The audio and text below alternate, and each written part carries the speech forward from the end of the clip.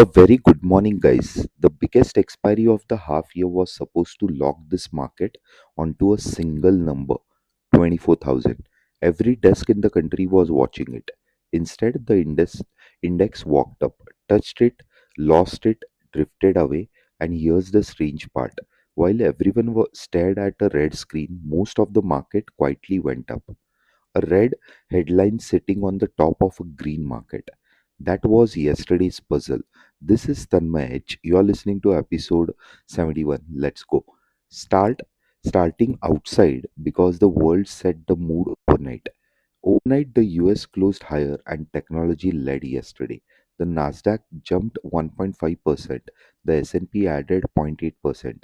That matters for us because our own IT pack, the sector that just hit a 3-year low, takes its cue from US technology. Dow futures are pulling back a touch this morning, but the tech tone is what counts. Asia this morning is mixed but firm on balance. Japan, Taiwan, mainland China all higher.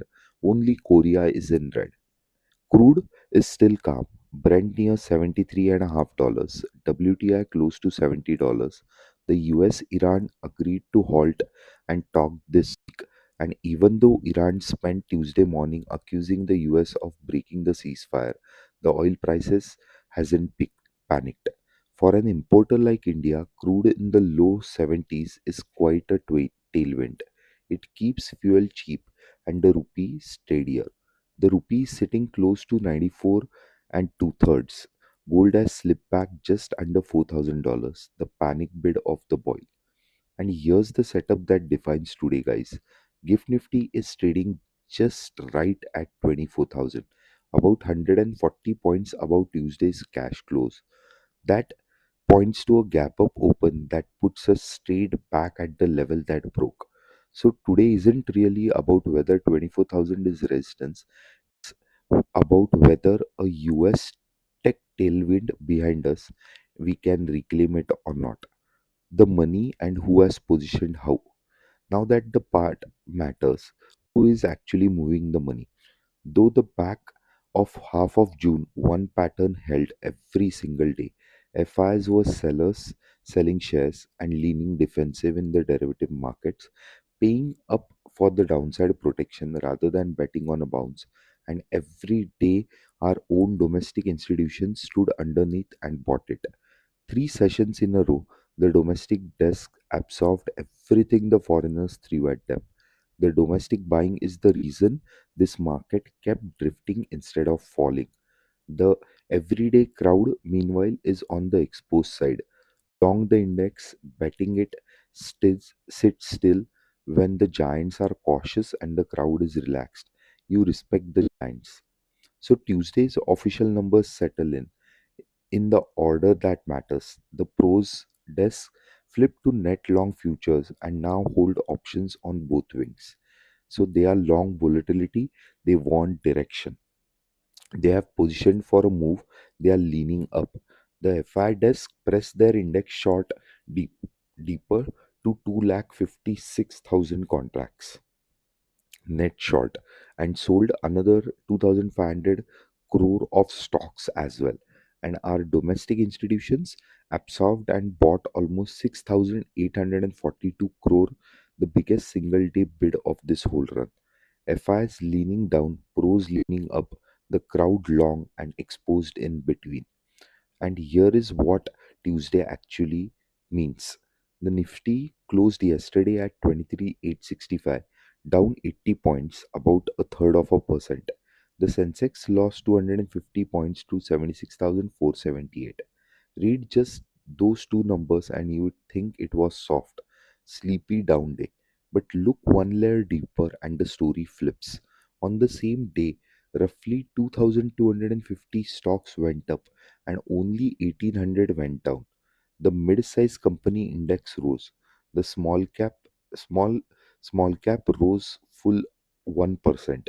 Realty, consumer goods, auto, Maruti, Titan all green. So how is the index red when most of the stocks are green? One word, technology. The IT pack fell 2.7% and hit a 3-year low. Its third straight down day. as traders cut export facing names ahead of US data later this week, and because the few IT giants carry enormous weight in the index, that one falling sector dragged the whole number into red, even as the rest of the market climbed. That's not a sell off, that's a single wounded sector pulling on a stretcher. So, where does that leave us today? So, 24,000 is now the resistance, and it's more than just a number, guys. Tuesday, the index reached up to 24,035, couldn't hold it, and slid back under. The level that used to be the support is now the resistance overhead, and it's a stacked wall. It's the single biggest cluster of call options on the entire board, and it's the line where the market owns gamma flips. Before 24,000, the dealers are positioned in a way that amplifies every move. That's why the tape down here is choppy and two-way. Reclaim 24,000 on closing basis and that flips. The move calm down and the door to 24,100, 24,200 opens up. Until a clean daily close back above it, every push into 24,000 is a place sellers wait. 23,800 is the support that is still standing. Tuesday's low was 23,829. The market came down to that zone and buyers showed up. So the box for today is extremely simple. 23,800 on the downside, that is your support. 24,000 is your resistance, first resistance. Inside that box, it's a range. About 24,000 on closing basis, the people betting against this market get squeezed up and we open the door towards 24,100 and 24,200. Below 23,800, which I don't think will happen, the held support finally gives up and we rally or we fall back to that 23,650 mark. And one number to keep cheap in your back pocket. The fear gauge is sitting at 13 and a half. That is your wicks. That is the important for the plan, and I'll tell you why in a second. So here's the idea, guys. I want you to take from today because it will save you from panicking at the wrong moment. The Nifty is not a simple count of 50 stocks, it's a weighted average. The biggest companies move the number far more than the smaller ones. A handful of giants, the IT names, and a few large caps swing the index up and down. The other 40 odd members can be quietly rising and barely register. So when you see a red index, do one thing before you react. Check the breadth.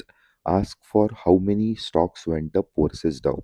Tuesday the index was red, but more stocks rose than fell, and the mid cap small caps closed green. If you owned a spread of names, your portfolio may have had a perfectly good day while the headlines screamed red. And that's what happened with my portfolio yesterday. When the markets were down, my portfolio was up by almost 80 pips. My plan for today, guys, is simple.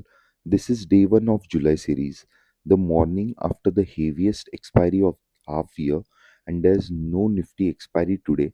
The next Nifty weekly expiry is on Tuesday. We have a Sensex expiry day after tomorrow. So low volatility, fresh series, no domestic event today. That's a range day by calendar, but we open right at 24,000 on a gap up. So very first test is whether we reclaim that level or get turned out. So I'm trading the box, guys, but with the overnight tape leading up, the box has an upside tilt today. So I'll buy the dips towards 23,800, the same thing that we did yesterday and day before, where the support held.